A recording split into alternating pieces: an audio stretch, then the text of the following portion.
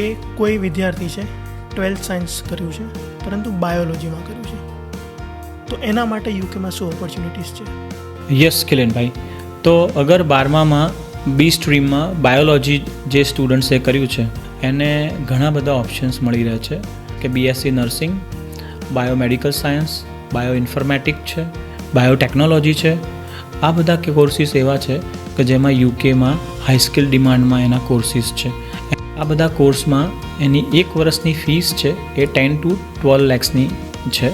BSc nursing કહ્યું આપે, પછી બાયો ટેકનોલોજીસ કહ્યું, બાયો ઇન્ફોર્મેટિક્સ આપે કહ્યું, આ બધા કોર્સ કર્યા બાદ પીઆર મળવાની શક્યતા કેટલી હોય છે?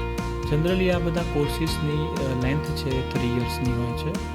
અને આ જે બી કોર્સીસ મેં તમને કીધા છે બાયોલોજીના પછીના જે 3 કે 4 જે કોર્સીસ છે 110% એને પીઆર છોકરાને મળે છે.